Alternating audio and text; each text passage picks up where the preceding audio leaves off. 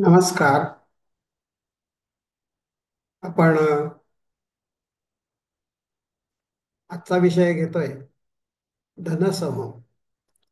कृष्णमूर्ती पद्धतीत शिकण्यासाठी जर तुम्ही हासबे सरांचं पुस्तक वाचत असाल तर त्याच्यात एक चॅप्टर आहे, त्यात धनसंभवाची माहिती आहे. त्याचप्रमाणे इतर पुस्तकात पण धनसंभवाची माहिती आहे. आता त्याप्रमाणे आपला अभ्यास स्वतःचा पुस्तकावरून चालू आहे, ह्या लोकांना मदत म्हणून आपण हा व्हिडिओ करत आहोत. आपल्या चॅनलचं नाव आहे केपी फोर स्टेप कंसामध्ये मराठी असं आहे. तर आता आपण धनसंभवाची माहिती घेणार आहोत आणि त्यासाठी आपण स्लाइड शोचा उपयोग करतोय आणि त्या आधाराने त्याला माहिती सांगितली जाईल. तर आता आपण पाहत आहोत धनसंभव म्हणजे काय आणि त्याचा उपयोग कसा करता येतो.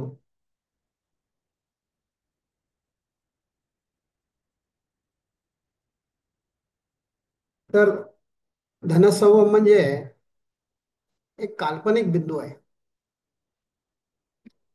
आणि काल्पनिक बिंदूमध्ये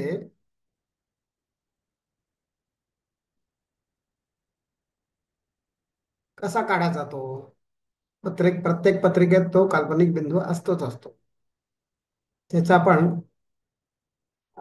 त्याचं वर्णन आपल्याला करून कसा काढायची ही माहिती आपल्याला थोडक्यात देण्याचा प्रयत्न करतो.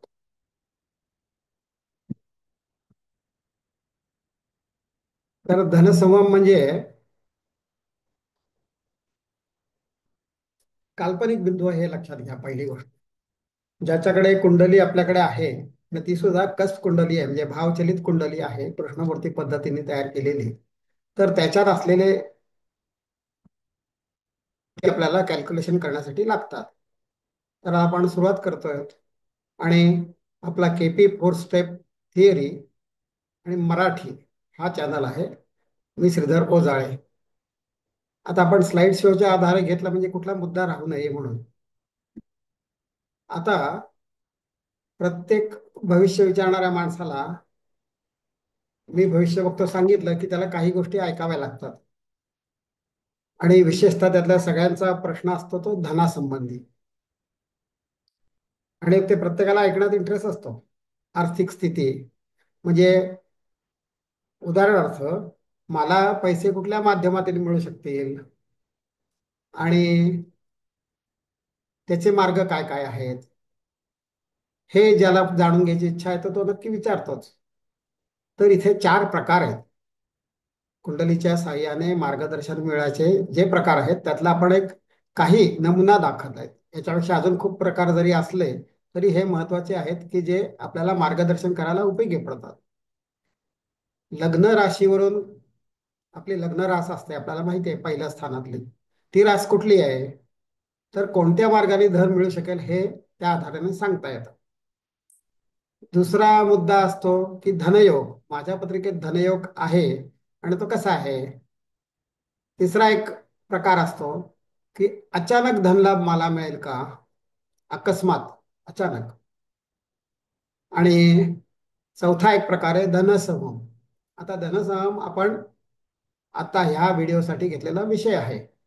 हे उरलेले A B C D J आपण सांगितलेले प्रकार आहेत, ह्या सर्वांचा अर्थ एकच नाही, प्रत्येकाला वेगळं आहे आणि प्रत्येकाला याविषयी जाणून घेण्याची इच्छा असतेच असते. तर तुम्ही YouTube AP four step theory Marathi या चॅनलवर आहात. तुमचं मी स्वागत करतो आणि आपण सुरुवात करू अभ्यासाला. धनसमूह हा का बघायचा बरं, कारण प्रत्येकाची इच्छा असते की मला पैसे किती मिळतील आणि त्याच्यानंतरचा प्रश्न असतो की तो किती मिळतील. त्याच्यानंतर प्रश्न असतो की आता किती मिळतील आणि आयुष्याच्या शेवटी किती मिळतील. असे वेगवेगळे वेगवेगळे प्रकारे ते प्रश्न विचारतात सर्वजण. आणि जातकाला इच्छा असते की माहिती पाहिजे त्याला, पण जो समोरचा जो सांगतोय माणूस त्याच्याकडे त्याचं लक्ष असतंच असं नाही. खूप हल्ली सुशिक्षित लोक खूप आहेत, ते अगदी पूर्ण फोकस असतात, त्यामुळे ते बरोबर बारकावे घेऊन विचारतात. परंतु खूप वेळा जनरल बघितलं जात असतं आणि जनरल ऐकण्याची सवय झालेली असते. म्हणून त्यातले महत्वाचे मुद्दे, त्याला जे मदत रूप असतात ते विसरले जातात, त्याच्याकडे दुर्लक्ष होतं. तर असं होऊ नये म्हणून आपण एक हा आधीचा जे काही ऐकावं लागतंय तुम्हाला, ते प्रत्येकाला मनात एकदा अनुभव असतो. जो भविष्य सांगतो त्याला अनुभव असतोच असतो, पण नसेल त्याला माणसाला पण मनात जेव्हा भविष्य जाणारा माणूस असेल तर त्यावेळेला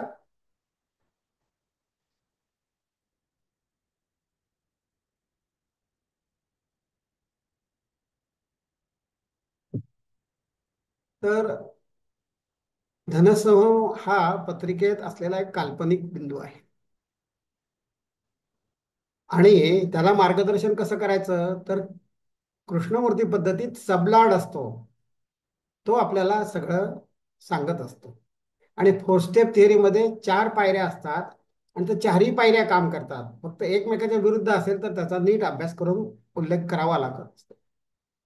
तर आता आपण प्रथमतः बघू की त्याचा सबलाड काय आहे, काय कसं दाखवणार. तर 4 पायरीवर त्याचे सिग्निफिकेटर असतात. त्या सिग्निफिकेटरच्या आधारे आपण त्याला मदत करू शकतो, मार्गदर्शन करू शकतो. पण एक मुद्दा लक्षात ठेवा की हा अ,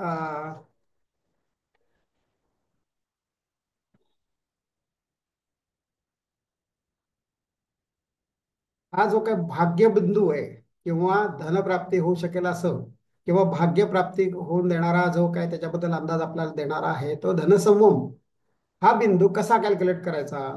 एक लक्षात ठेवा की हा भाग्य किंवा धन प्राप्तीला लिमिटेड अर्थ आहे, याची जाणीव ठेवणे गरजेचं आहे. म्हणजे कसं, माझं भाग्य खूप चांगलं आहे, आता भाग्याची डेफिनेशन जर आधी तुम्ही ठरवली तर ते उपयोगी पडतं. ते जर नसेल तर गोंधळ असतो. म्हणजे अगदीच उदाहरण द्यायचं झालं तर एका माणसाचं उत्पन्न 10 लाख आहे आणि त्याला एक मुलगा आहे किंवा मुलगी आहे, कोण आहे ते, एक अपत्य आहे. हा भाग्यवान का दुसऱ्याचं 20 लाख उत्पन्न आहे पण त्याला 4 मुलं आहेत. आता कोण भाग्यवान. म्हणजे प्रत्येकाच्या व्याख्या वेगळ्या असू शकतात. भाग्य हे ह्या संदर्भात लिमिटेडच अर्थ आहे, हे लक्षात ठेवा, याची जाणीव ठेवा. आणि मग आपण पुढे जाऊ. धनसंगम कसा काढायचा. आपल्याकडे पत्रिका आहे, त्याच्यात लग्नस्थान आहे. तर धनसमूह हा एक काल्पनिक बिंदू आहे, लक्षात ठेवा. तो कसा काढायचा, तर राशी, अंश, कला आणि विकला त्याच्या कशा काढता येतात. ते हे सूत्र बघा. जन्म लग्न राशी आहे, म्हणजे अगदी पहिल्या भावाचा स्टार्टिंग पॉइंट. जन्म लग्न राशी आहे, त्या किती राशी आहे, कुठली रास आहे. समजा त्याची रास कन्या आहे, कन्या ही 6वी रास आहे, याचा अर्थ 5 राशी पूर्ण झाल्या आहेत आणि पुढे अंश आणि कला आहे. म्हणजे राशीच्या खाली जो बिंदू येईल त्या ज्या पूर्ण झालेल्या राशी आहेत, हे लक्षात ठेवा. अजून पुढे उदाहरण घेताना आपल्याला कळेलच ते. असं लिहिल्यावर त्याच्यामध्ये त्या पत्रिकेत, जन्म पत्रिकेत, जन्मवेळेची पत्रिका जी असते त्याच्यात त्यांना जन्मचंद्र म्हणतात. म्हणजे चंद्र आता कुठे आहे त्या पत्रिकेत, त्याची राशी, अंश, कला, विकला लिहा त्याच्या खाली. आणि त्याची जे उत्तर येईल त्याच्यामधून वजा करा. स्पष्ट जन्म रवी ग्रहाचे राशी, अंश, कला, विकला लिहा आणि ती वजाबाकी करा.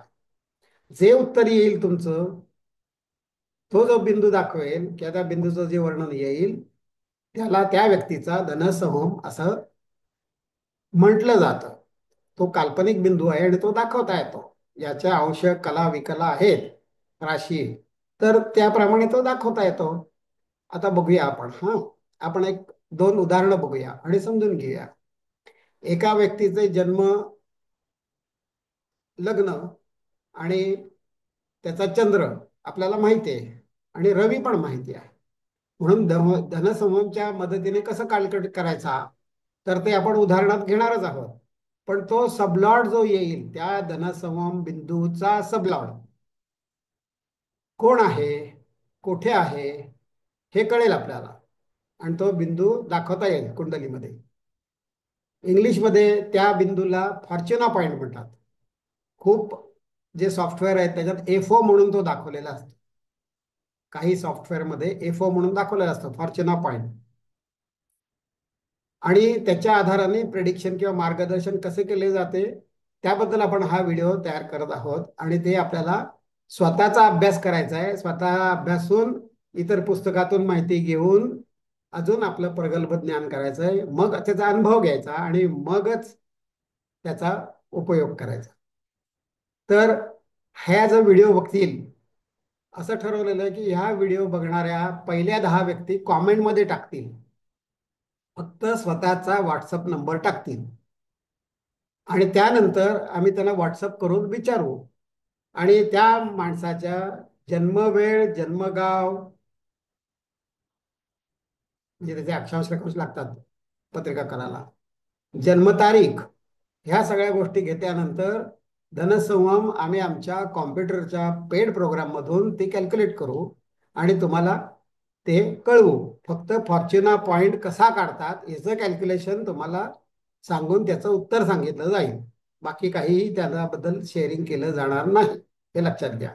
तर फॉर्च्युना पॉइंट कसा काढायचा हा प्रश्न असतो. काहींच्या जवळ कुंडल्या असतात त्याच्यात फॉर्च्युना पॉइंट नसतो. आता कृष्णमूर्ती पद्धतीने ज्यांनी अभ्यास केलाय आणि त्या अभ्यासानुसार ते कसं बघायचंय हे आता आपण बघत आहोत. हा जो नंबर दिलेला आहे 7588339648, हाच व्हॉट्सअपसाठी आहे. बाकी कुठल्याही गोष्टीसाठी हा व्हॉट्सअपसाठीचा वापरू नये फोन नंबर, ही विनंती आहे.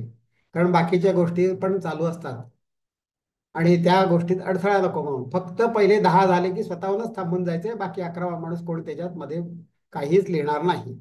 त्यानिमित्ताने तुम्ही तो कॉमेंट पण टाकू शकता. त्यानिमित्त तुम्हाला आवडलं का नाही हे सांगू शकता, म्हणजे अंगठा दाखवून. तर आता आपण पुढे जाऊया. सबलॉड कोण आहे, कुठे आहे, आणि फॉर्च्युना पॉइंटच्या सबलॉड काय 4 पायऱ्या दाखवतो आणि त्याच्यावरनं कसं मार्गदर्शन करतात येतं, हे आपण एका उदाहरणाने बघू आणि वाटलंच तर दुसरा एक उदाहरण घेऊ. आता समजा, आता नीट वाचून दाखवते तुम्ही बघा आणि मग त्याचा अर्थ लक्षात घ्या. लग्न म्हणजे पहिल्या भावाचा आरंभ, कारण कसप कुंडलीमध्ये आहे, कृष्णमूर्ती पद्धतीत डिटेल पत्रिका असते आणि त्याच्यात भावचलित पत्रिका असते. आता तिथे लिहिलेलं आहे लग्न 2, राशीच्या खाली लिहिले 2, अंशाच्या खाली लिहिले 16, कलाच्या खाली लिहिले 45 आणि विकलाच्या खाली लिहिले 26. याचा अर्थ लक्षात घ्या. पहिला, 2 म्हणजे 2 राशी पूर्ण झाल्या आहेत. 2 राशी पूर्ण झाल्यात म्हणजे मेष आणि वृषभ संपलेली आहे. मग पुढची कुठली चालू आहे रास? मेष संपली, वृषभ संपली, म्हणजे मिथुन. म्हणजे ह्या व्यक्तीचं मिथुन लग्न आहे आणि मिथुन लग्नाचा स्टार्टिंग पॉइंट जो आहे तो 16 अंश 45 कला आणि 26वी कला असा आहे. इंग्लिशमध्ये डिग्रीज, मिनिट्स आणि सेकंड वाचा. आता त्या व्यक्तीचं जन्मलग्न जर तुम्ही जन्मचंद्र पाहिला तर चंद्राच्या पुढे लिहिलंय बघा 4, पुढे 05 34 13, 05 34 13 हे अंश कला विकल आहेत. मग 4चा अर्थ काय आहे? राशी 4, याचा अर्थ काय? 4 राशी पूर्ण झाल्या आहेत, म्हणजे मेष, वृषभ, मिथुन आणि कर्क संपलेली आहे. म्हणजे आता कुठली पुढची येईल ती रास? कर्क नंतर सिंह येईल. म्हणजे याचा जन्मचंद्र सिंह राशीत असून 5 अंश 34 कला 13 विकलावर आहे. आता ह्याची दोघांची बेरीज केली, त्यात मिळवा म्हणजे अधिक करा. मग अधिक करा म्हणजे 6 आणि 3 9, 2 आणि 1 3, 5 आणि 4 9, 4 आणि 3 7. आता इथे लक्षात ठेवा, आपल्याला येत नाही खूप जणांना वजाबाकी बेरजा, तेच त्याच वेळेला नवीन शिकणाऱ्याच्या आधी जुन्या लोकांना काही प्रश्न येतो. तर 5 आणि 4 9 झाले, पण 4 आणि 3 7, म्हणजे 7 लिहायला पाहिजे खाली. तिथे 1 लिहिलाय, का बरं लिहिला असेल 1? त्याचं उत्तर तुम्ही सांगू नका, मीच सांगतो. बघा तुम्ही, कला विकलाचं रिलेशन कसं आहे, अंश कला विकलाचं रिलेशन कसं आहे बघा. 60 विकला म्हणजे 1 कला, 60 कला म्हणजे 1 अंश, आणि 30 अंश झाले की 1 राशी होते, हे लक्षात ठेवा. म्हणून इथे आपण 4 आणि 3 7 न लिहिता 6 बाजूला काढले आणि 1च लिहिलं तिथे, आणि तो 6 आहे तो 1 जो बाजूला काढला तो पुढे ऍड केला, म्हणजे 5 अधिक 1 6, आणि 6 आणि 6 12 म्हणून 2 लिहिलेत, आणि पुढे एक हातचा आला तो 1 आणि 1 2 लिहिलेले आहेत. आणि इथे 4 आणि 2 6 सरळ बेरीज केली आपण, म्हणजे 6 राशी पूर्ण झालेल्या आहेत. म्हणजे कुठल्या? मेष, वृषभ, मिथुन, कर्क, सिंह, कन्या, तूळ. म्हणजे कन्या पूर्ण झालेत, हे तुळेच आहे. म्हणजे या ठिकाणी तूळ आलं, लक्षात घ्या. 22 19 आणि 39 हे आपल्याला सवय व्हावी म्हणून बोलतोय. आता त्याच्यामधून जन्म रवी वजा करायचा, तर ह्या व्यक्तीचा जन्म रवी आहे तो 0-0-0-1-42 म्हणजे शून्यचा अर्थ मेष पहिलीच आहे. कुठली राशी पूर्ण नाही, मेष सुरुवात आहे राशींची म्हणून. म्हणजे इथे मेष राशीत एक कला आणि 42 विकलावर जन्म रवी आहे. हा वजा करायचा त्याच्यातून, म्हणजे 9 वजा 2 7.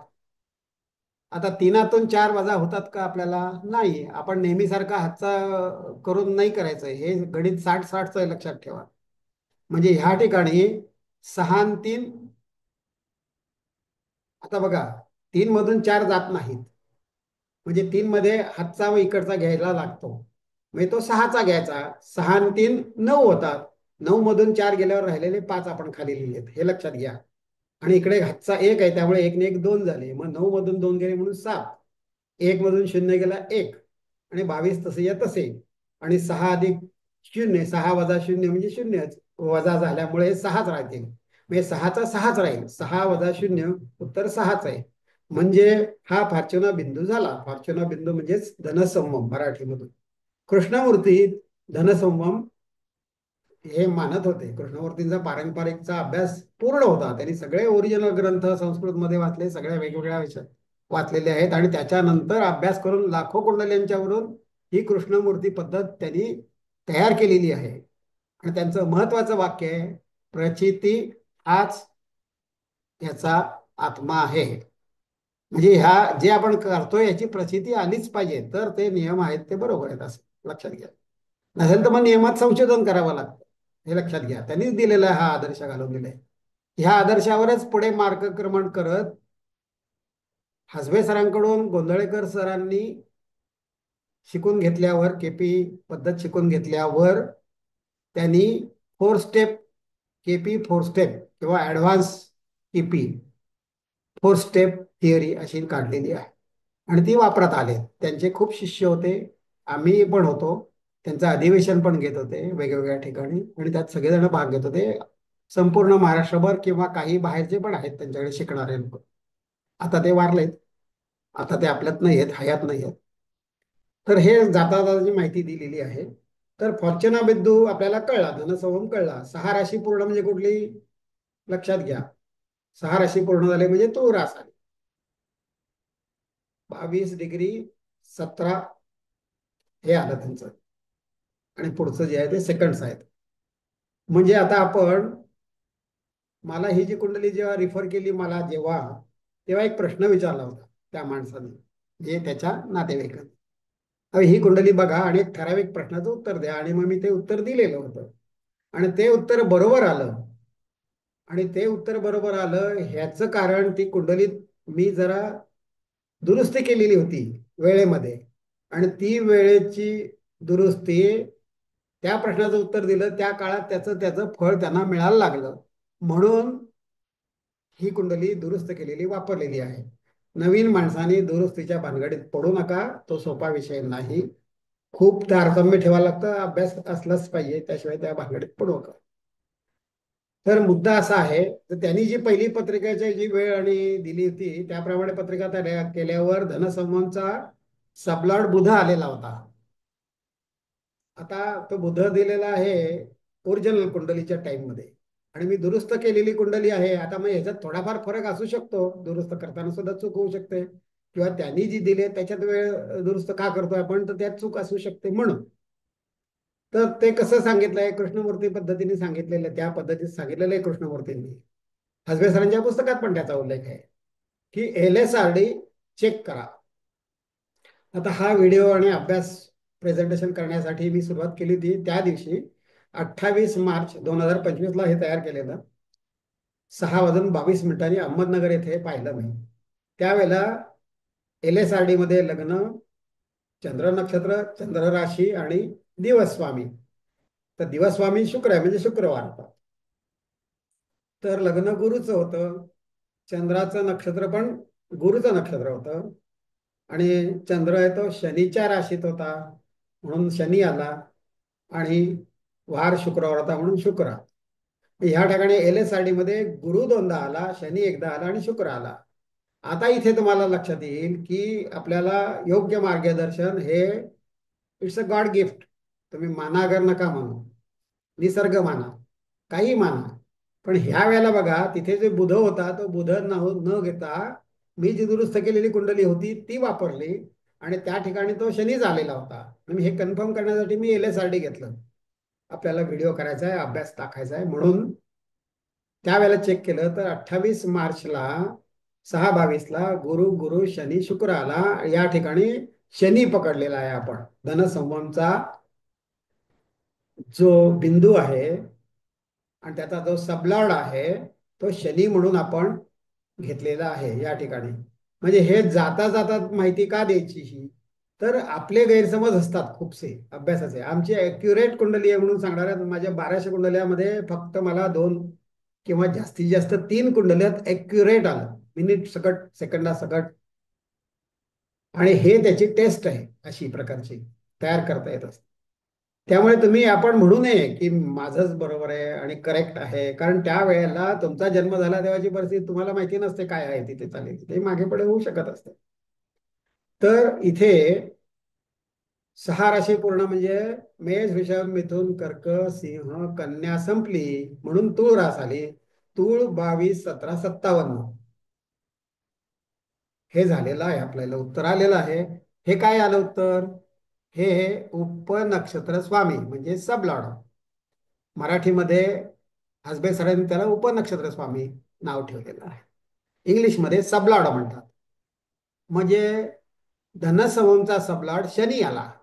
आता शनी आपल्याला काय काय दाखवतो या व्यक्तीला, ह्या व्यक्तीच्या संदर्भात. आता समजा दिलेल्या वेळेत दुरुस्त करून वेळेत थोडीफार चूक होऊ शकते, म्हणून हा LSRDने चेक केलं मी आणि तो करेक्ट घेतलं आणि ते शनी आलं. आता शनी हा ग्रह गुरुच्या नक्षत्रात आहे. शनीचा सबलॉर्ड शुक्र आहे आणि 4th स्टेप प्रमाणे शुक्राचा नक्षत्र स्वामी गुरु आहे. 4th स्टेपचे नियम कृष्णमूर्ती मधले नियम आणि 4th स्टेपचे नियम कृष्णमूर्तीवर आधारितच 4th स्टेप आहे, परंतु नियम वेगळे आहेत याची जाणीव ठेवा. म्हणजे सर धोपट तुम्ही कोणाला मार्गदर्शन करायला जाल तर तिथे एखाद वेळे तोंडघशी पडू शकतात, कारण त्याचे नियम वेगळे आहेत. तर ते नियम वापरून मी शनीबद्दल लिहिलेलं आहे.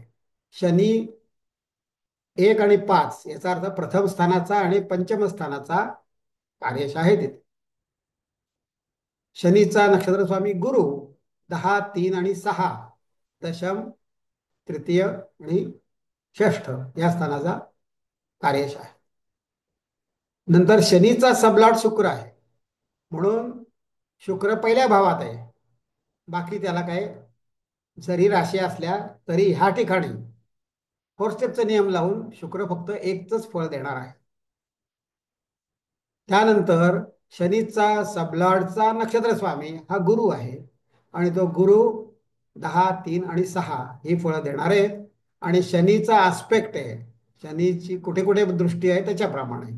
मग त्याचा आस्पेक्ट कुठे आहे? 3ऱ्या स्थानावर, 7व्या स्थानावर आणि 10व्या स्थानावर. शनीला 3 दृष्टी असतात. आता दृष्टी हा वेगळा विषय आहे, त्याच्यावर वेगळे व्हिडिओ करावे लागतील, आपण करू नंतर वेळ मिळेल तेव्हा. आता ह्या कुंडलीमधील जन्मवेळ दुरुस्त करून घेतलेली आहे. आधीच्या जन्मवेळ थोडी वेगळी होती. आधीचा प्रश्न बरोबर आला होता आणि उत्तर बरोबर आल्यामुळे तीच वेळ घेऊन हे प्रेझेंटेशन मी इथे केलेलं आहे. इथे दुरुस्त करून घेतलेली वेळ वापरलेली आहे. आता हे प्रेडिक्शन, त्याला जे मार्गदर्शन करतोय आपण, हे त्याला नंतर उपयोगी येणार आहे. त्याचं कारण असं आहे की जातकाचं सध्या शिक्षण चालू आहे. आता एवढ्या लहान मुलाचं कोणी विचारत नाही भविष्य, त्यांनी पण मला विचारलेलं नाही. पण आता अभ्यास करायला कुठली तरी एक कुंडली पाहिजे, आणि ही जे कुंडलीतले जे आकडे जे लिहिलेले आहेत ते करेक्ट आहेत. पण तुम्हाला त्यात जन्मवेळ, जन्मतारीख, जन्मगाव दिलेली नाही. हे मी जनरेट केलेली आहे आणि त्याप्रमाणे हे सादर केलेलं आहे. आता जातकाचं शिक्षण चालू आहे म्हणजे पुढे काय काय त्याला मिळणार आहे ह्याबद्दलचं आहे. आता महत्वाचं, KP4 स्टेप थेअरी जेव्हा तुम्ही वापरता तेव्हा कृष्णमूर्ती पद्धत पण वापरताना सुद्धा, कुठलं पण भविष्य वापरताना एक लक्षात ठेवा, पृथ्वी 4 मिनिटात अंदाजाने 1 अंश पुढे जाते फिरून, आणि ज्या 4-5 मिनिटात जर पुढे जाईल तर त्याच्यामुळे सबलॉट बदलू शकतो, याची नोंद घ्यावी. LSRD मदत उपयोगी पडते. इथे शनी म्हणून घेतलं. आता शनी बरोबर आहे की नाही आता क्रॉस चेक करायला पाहिजे. आपण दुरुस्त केलेली काय आपण ब्रह्मदेव नाहीये, याची जाणीव नेहमी ठेवायला पाहिजे आपल्याला.